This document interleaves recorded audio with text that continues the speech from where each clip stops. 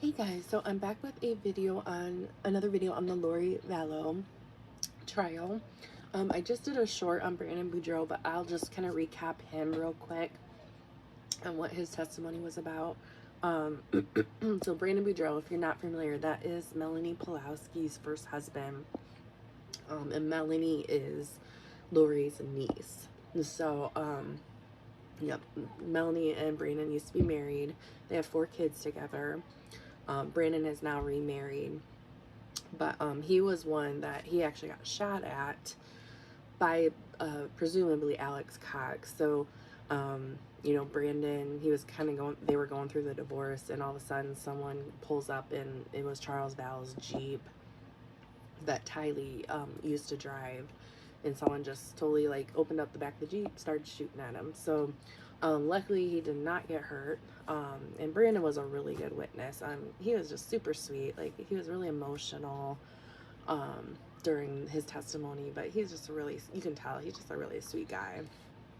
So they did talk about that. They talked about his divorce from Melanie. So once Melanie started getting into the beliefs that Lori had, she basically like totally ousted Brandon and said, like, you cannot come with me to these meetings. And then that's kind of when things started to change. Like, she basically wanted a divorce. Like, it happened pretty quickly. She just all of a sudden was like, yeah, it's over. And yeah, just super weird. But so I really feel for Brandon. And then Brandon was very emotional. It sounds like, his kids were really close with JJ. So that was really difficult for him. But the other thing I wanted to mention is he was actually the one that ID'd JJ at autopsy. So, and he did that so Larry and Kay Woodcock wouldn't have to. So I thought that was super sweet. I mean, obviously that's a lot. That's something very heavy for him to do. But he did it out of the goodness of his heart, so JJ's grandparents didn't have to do that. So that was the gist of what I got from Brandon's testimony in a nutshell. So I'm going to move on to Detective Hermosillo, and he did testify in the prelim hearing, so a lot of this is probably repeats, and I'm going to warn you guys, this information is graphic, because he goes into basically finding the kids.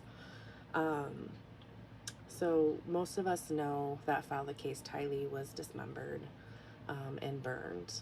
And poor Tylee, like, gosh, I hate it.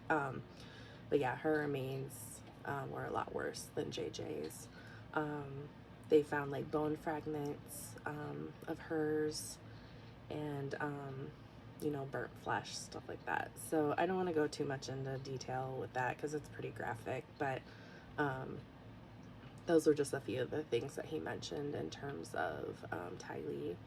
And I knew it did come out earlier in the trial. I had done like a quick short on it that they found her DNA on a pickaxe of Chad's that was in that barn, and also a shovel. So yeah, and they did talk about too, like, they basically cut off her hands. Like, she didn't have any hands. Like, it's disgusting. Like, I can't even talk about it. But I'm gonna move on to JJ because it's a little less graphic. So with JJ, they did find duct tape on his mouth, and he was bound with duct tape with around his wrists, and then also around his ankles, and he did have a bag over his head. So yeah, like, still not, it still like just sickens me. Like, why do you have to kill your kids? I don't understand it. And he did, JJ was more noticeable than Tylee. Like, you could recognize him better, but he did have a degree of decomposition. And he was buried with his he had a blue and white blanket that was in there with him. And a lot of us know that the last thing he was seen wearing was those red pajamas that say Sleepy Hero on them, which that makes me so sad. My son has a pair of those, so it's just, yeah, like, that makes me so sad. But that was, yeah, like I said, it's probably repeat information. If you guys watched the prelim, a lot of this you probably already knew because he had testified prior in that prelim. But yeah, and JJ, you know, he was pretty much underground, like in a shallow grave. Like there was, I think, boards on top, and then there were some rocks on top when they found him. Um, so yeah, like it's very graphic, guys. Yeah, this case is tough.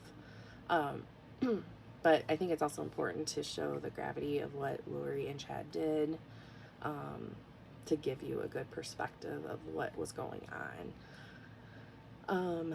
And during I think it was during this testimony, that's what I had done a short on. You know, Lori had basically requested to leave. Like, she didn't want to be in the trial that afternoon. It's like, well, too bad, lady. Like, you're the one that did this. So whether you actively did it or not, um, yeah, she needs to understand what her actions have consequences. So that was Detective Hermosillo's testimony.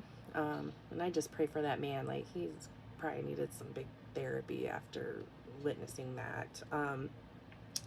But that's the updates I have for now. I need to catch up a little bit on Lori Vallow. There's some witnesses, yeah, I got to go through yet, that I didn't get to yet. But those are what I know so far. So I will talk to you guys later, and have a great day.